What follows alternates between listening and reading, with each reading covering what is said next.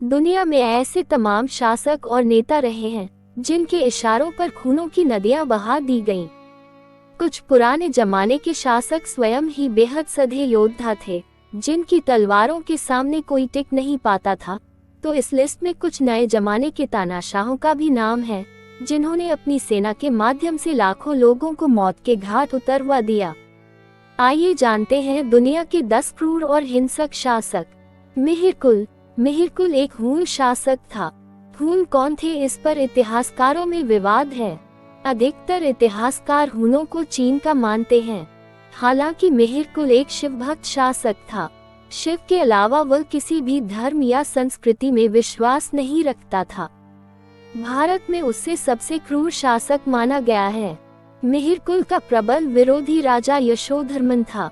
मिहिरकुल हूण सम्राट तोरमान और उसके पुत्र मिहिरकुल भारतीय इतिहास में अपनी खूंखार और ध्वंसात्मक प्रवृत्ति के लिए प्रसिद्ध हैं। 450 ईस्वी के लगभग हूण गांधार इलाके के शासक थे, जब उन्होंने वहां से सारे सिंधु घाटी प्रदेश को जीत लिया था। कुछ समय बाद ही उन्होंने मारवाड़ और पश्चिमी राजस्थान के इलाके भी जीत लिए। 495 ईस्वी के लगभग हूणों ने तोरमान के नेतृत्व में गुप्तों से पूर्वी मालवा छीन लिया। एरन सागर जिले में वराह मूर्ति पर मिले तोरमान के अभिलेख से इस बात की पुष्टि होती है। जैन ग्रंथ कुवयमाल के अनुसार तोरमान चंद्रभागा नदी के किनारे स्थित पवैया नगरी से भारत पर शासन करता था। ये पवैया नगरी ग्वालियर के पास स्थित थी। तोरमान के बाद उसका पुत्र मिहिरकुल हूणों का राजा बना, जिसने शिकों और कुशानों की सत्ता को उखाड़ कर फेंक दिया था। मिहिरकुल ने पंजाब स्थित सियालकोट को अपनी राजधानी बनाया। मिहिरकुल हूण एक कट्टर शैव था। सने अपने शासनकाल में हजारों शिव मंदिर बनवाए। मिहिरकुल के सिक्कों पर जैतु वृक्ष लिखा है, जिसका अर्थ है जय नंदी। अत्तिला हूण 406-453। वैसे हूणों में सबसे क्रूर अत्तिला हूण था। अत्तिला के नाम से पूरा पश्चिमी दक्षिणी एशिया के साथ ही पूरा यूरोप कांपता था। जर्मनी से यूराल नदी और ओर्डेन्यूब नदी से बाल्टिक सागर तक फैले हूण साम्राज्य का ये शक्तिशाली सम्राट था। अत्तिला ने रोमनों को सेन नदी के नजदीक त्राया मैदान पर बुरी तरह हराया और पूरे नगर को नष्ट कर दिया था। अत्तिला के सैनिकों ने भारत में गुप्त वंश की जड़ें हिला दी थी। उसके सैनिक भारत में लगातार लूटापाट करते रहे। दुनिया में मंगोलों के बाद हूणों को सबसे ज्यादा निर्दयी माना जाता है। मुहम्मद बिन कासिम 7वीं सदी के बाद अफगानिस्तान और पाकिस्तान भारत के हाथ से जाता रहा। भारत में इस्लामिक शासन का विस्तार 7वीं शताब्दी के अंत में मुहम्मद बिन कासिम के सिंध पर आक्रमण और बाद के मुस्लिम शासकों द्वारा हुआ। लगभग 712 में इराकी शासक अल हज्जाज के भतीजे एवं दामाद मुहम्मद बिन कासिम ने 17 वर्ष की अवस्था में सिंध और बलूच पर के अभियान का सफल नेतृत्व किया। इस्लामिक खलीफाओं ने सिंध फतह के लिए कई अभियान चलाए। 10,000 सैनिकों का एक दल ऊंट घोड़ों के साथ सिंध पर आक्रमण करने के लिए भेजा गया। सिंध पर ईस्वी सन 638 से 711 ही तक के 74 वर्षों के काल में 9 खलीफाओं ने 15 बार आक्रमण किया। 15वें आक्रमण का नेतृत्व मुहम्मद बिन कासिम ने किया। मुहम्मद बिन कासिम अत्यंत ही क्रूर योद्धा था। सिंध के दीवान गुंदुमल की बेटी ने सर कटवाना स्वीकार किया, पर मीर कासिम की पत्नी बनना नहीं। इसी तरह वहां के राजा दाहिर 679 ईस्वी में राजा बने और उनकी पत्नियों और पुत्रियों ने भी अपनी मातृभूमि और अस्मिता की रक्षा के लिए अपनी जान दे दी। सिंध देश के सभी राजाओं की कहानियां बहुत ही मार्मिक और दुखदायी हैं। आज सिंध देश पाकिस्तान का एक प्रांत बनकर रह गया है। राजा दाहिर अकेले ही अरब और ईरान के दरिंदों से लड़ते रहे। उनका साथ किसी ने नहीं दिया, बल्कि कुछ लोगों ने उनके साथ गद्दारी की। महमूद गजनवी 977 से अरबों के बाद तुर्कों ने भारत पर आक्रमण किया। अलप्तगीन नामक एक तुर्क सरदार ने गजनी में तुर्क साम्राज्य की स्थापना की। 977 में अलप्तगीन के दामाद सुबुक्तगीन ने गजनी पर शासन किया। सुबुक्तगीन ने मरने से पहले कई लड़ाइयां लड़ते हुए अपने राज्य की सीमाएं अफगानिस्तान, खुरासान, बल्ख एवं पश्चिमोत्तर भारत तक फैला ली थीं। सुबुक्तगीन की मृत्यु के बाद उसका पुत्र महमूद गजनवी गजनी की गद्दी पर बैठा। महमूद गजनवी ने बगदाद के खलीफा के आदेशानुसार भारत के अन्य हिस्सों पर आक्रमण करना शुरू किए। उसने भारत पर 1001 से 1026 के बीच 17 बार आक्रमण किए। उसने प्रत्येक वर्ष भारत के अन्य हिस्सों पर आक्रमण करने की प्रतिज्ञा की। अपने 13वें अभियान में गजनवी ने बुंदेलखंड, किरात तथा लोहाकोट आदि को जीत लिया। 14वां आक्रमण ग्वालियर तथा कालिंजर पर किया। अपने 15वें आक्रमण में उसने लोदोर, जैसलमेर, चिकलोदर गुजरात तथा अनहिलवाड़ गुजरात पर आक्रमण कर वहां खूब लूटपाट की। माना जाता है कि महमूद गजनवी ने अपना 16वां आक्रमण 1025 सोमनाथ पर किया। उसने वहां के प्रसिद्ध मंदिरों को तोड़ा और वहां अपार धन प्राप्त किया। इस मंदिर को लूटते समय महमूद ने लगभग 50,000 ब्राह्मणों एवं हिंदुओं का कत्ल कर दिया। इसकी चर्चा पूरे देश में आग की तरह फैल गई। 17वां आक्रमण उसने सिंध और मुल्तान के तटवर्ती क्षेत्रों के जाटों के पर किया। इसमें जाट पराजित हुए। मोहम्मद बिन कासिम के बाद महमूद गजनवी और उसके बाद मोहम्मद गोरी ने भारत पर आक्रमण कर अंधाधुंध कत्लेआम और लूटपाट मचाई। इसका पूरा नाम शिहाबुद्दीन उर्फ मुइजुद्दीन मोहम्मद गोरी था। भारत में तुर्क साम्राज्य की स्थापना करने का श्रेय मोहम्मद गोरी को ही जाता है। गोरी गजनी और हेरात के मध्य स्थित छोटे से पहाड़ी प्रदेश गोर का शासक था। उसने पहला आक्रमण 1175 ईस्वी में मुल्तान पर किया, दूसरा आक्रमण 1178 ईस्वी में गुजरात पर किया। इसके बाद 1179-86 ईस्वी के बीच उसने पंजाब पर फतह हासिल की। इसके बाद उसने 1179 ईस्वी में पेशावर तथा 1185 ईस्वी में सियालकोट अपने कब्जे में ले लिया। 1191 ईस्वी में उसका युद्ध पृथ्वीराज चौहान से हुआ। इस युद्ध में मोहम्मद गोरी को बुरी तरह पराजित होना पड़ा। इस युद्ध में गौरी को बंधक बना लिया गया, लेकिन पृथ्वीराज चौहान ने उसे छोड़ दिया। इसे तराइन का प्रथम युद्ध कहा जाता था। इसके बाद मोहम्मद गोरी ने अधिक ताकत के साथ पृथ्वीराज चौहान पर आक्रमण कर दिया। तराइन का ये द्वितीय युद्ध 1192 ईस्वी में हुआ था। अब की बार इस युद्ध में पृथ्वीराज चौहान हार गए और उनको बंधक बना लिया गया। ऐसा माना जाता है कि बाद में उन्हें गजनी ले जाकर मार दिया गया। गोरी भारत में गुलाम वंश का शासन स्थापित करके पुनः अपने राज्य लौट गया। चंगेज खान, मंगोलियाई नाम चिंगिस खान, सन 1162 से 18 अगस्त 1227। चंगेज खान ने मुस्लिम साम्राज्य को लगभग नष्ट ही कर दिया था। वो एक मंगोल शासक था। वो बौद्ध धर्म का अनुयायी था। हलाकू खान भी बौद्ध था। चंगेज अपनी संगठन शक्ति, बर्बरता तथा साम्राज्य विस्तार के लिए कुख्यात रहा। भारत सहित संपूर्ण रशिया, एशिया और अरब देश चंगेज खान के नाम से ही कांपते थे। चंगेज खान का जन्म 1162 के आसपास आधुनिक मंगोलिया के उत्तरी भाग में ओनोन नदी के निकट हुआ था। उसका वास्तविक या प्रारंभिक नाम तेमुजिन या तेमुचिन था। उसके पिता का नाम येसुजेई था, जो कियात कबीले का मुखिया था। चंगेज खान ने अपने अभियान चलाकर ईरान, गजनी सहित पश्चिम भारत के काबुल, कंधार, पेशावर सहित उसने कश्मीर पर भी अधिकार कर लिया। इस समय चंगेज खान ने सिंधु नदी को पार कर उत्तरी भारत और असम के रास्ते मंगोलिया वापस लौटने की सोची, लेकिन वह ऐसा नहीं कर पाया। इस तरह उत्तर भारत एक संभावित लूटपाट और विभत्स उत्पात से बच गया। एक नए अनुसंधान के अनुसार इस क्रूर मंगोल योद्धा ने अपने हमलों में इस कदर लूटपाट की और खून खराबा किया कि एशिया में चीन, अफगानिस्तान सहित उज्बेकिस्तान, तिब्बत और बर्मा आदि देशों की बहुत बड़ी आबादी का सफाया हो गया था। मुसलमानों के लिए तो चंगेज खान और हलाकू खान अल्लाह का कहर था। तैमूर भी चंगेज खान जैसा शासक बनना चाहता था। सन 1369 ईस्वी में समरकंद का शासक बना। उसके बाद उसने अपनी विजय और क्रूरता की यात्रा शुरू की। मध्य एशिया के मंगोल लोग इस बीच में मुसलमान हो चुके थे और तैमूर खुद भी मुसलमान था। क्रूरता के मामले में वह चंगेज खान की तरह ही था। कहते हैं एक जगह उसने 2000 जिंदा आदमियों की एक मीनार बनवाए और उन्हें ईंट और गारे में चुनवा दिया। जब तैमूर ने भारत पर आक्रमण किया तब उत्तर भारत में तुगलक वंश का राज था।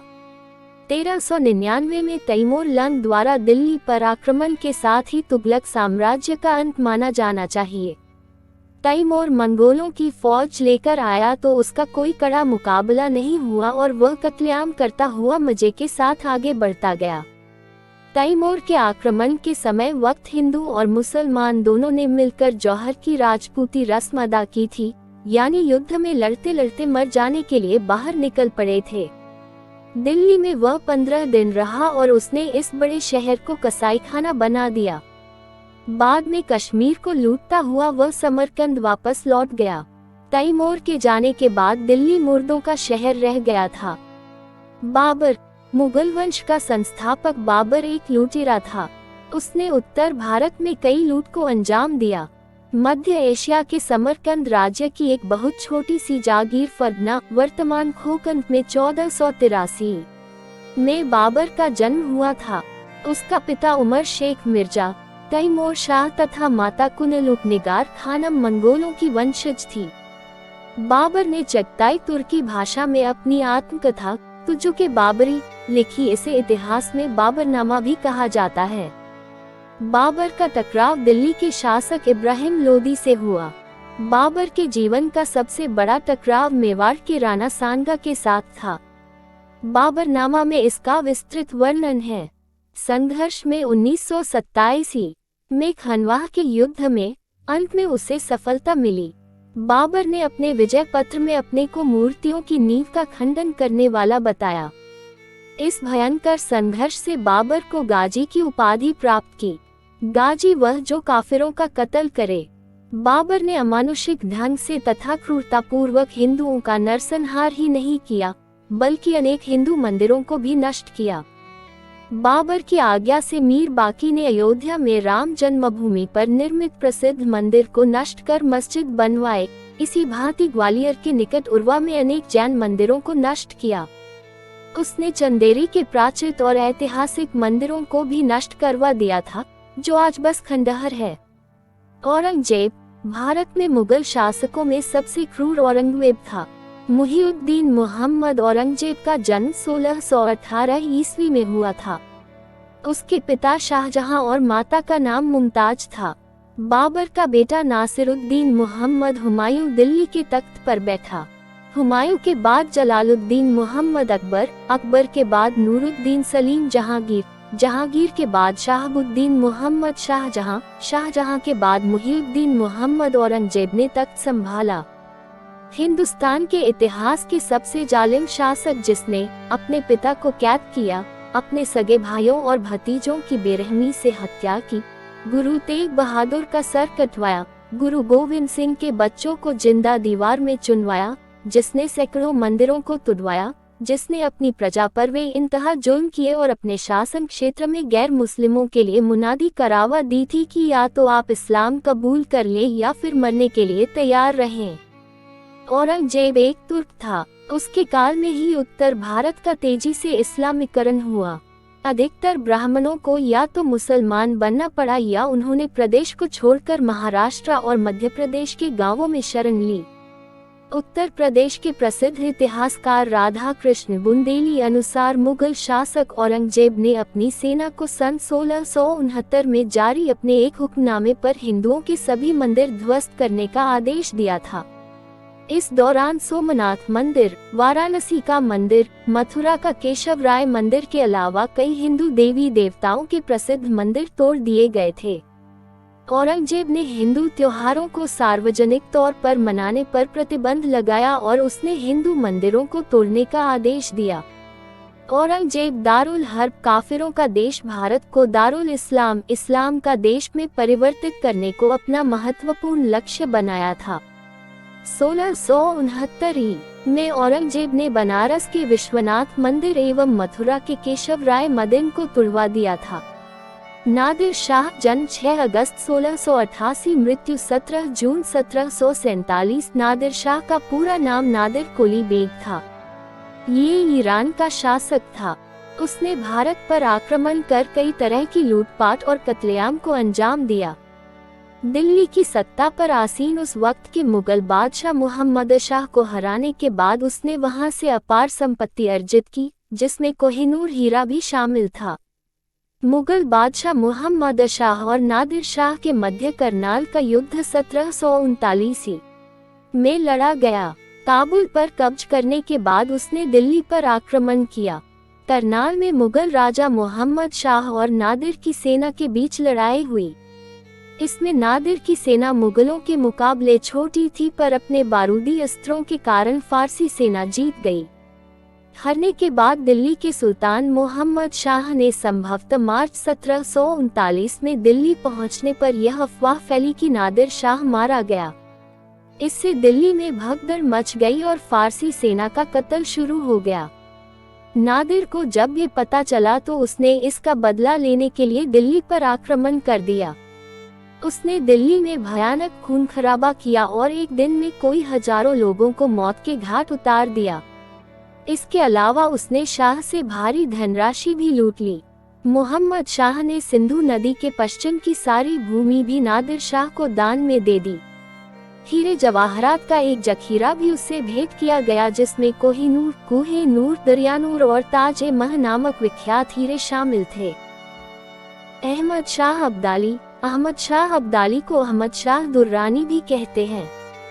सन 1747 में नादिर शाह की मौत के बाद वह अफगानिस्तान का शासक बना। अपने पिता की तरह अब्दाली ने भी भारत पर सन 1748 से 1758 तक कई बार आक्रमण किए और लूटपाट करके अपार धन संपत्ति को इकट्ठा किया। सन 1757 में जनवरी के माह में दिल्ली पर किया। उसने अब्दाली से बहुत ही शर्मनाक संधि की, जिसमें एक शर्त दिल्ली को लूटने की अनुमति देना भी था। अहमद शाह 1 माह तक दिल्ली में ठहर कर लूटमार और कत्लेआम करता रहा। वहां की लूट में उसे करोड़ों की संपदा हाथ लगी। दिल्ली लूटने के बाद अब्दाली का लालच बढ़ गया।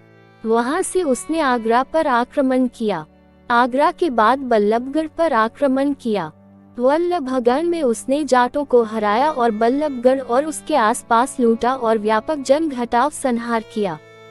उसके बाद अहमद शाह ने अपने पठान सैनिकों को मथुरा लूटने और हिंदुओं के सभी पवित्र स्थलों को तोड़ने के साथ ही हिंदुओं का व्यापक पैमाने पर कत्लेआम करने का आदेश दिया।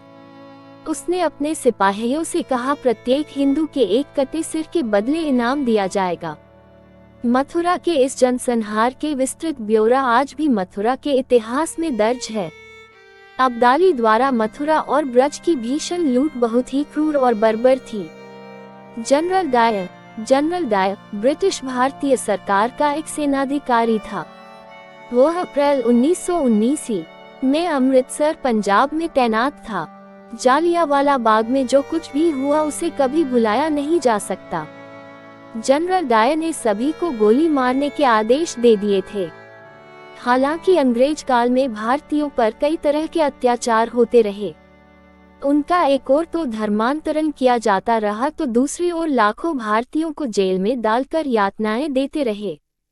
लेकिन जनरल डायर ने जो किया वह दुनिया की नजर में आ गया।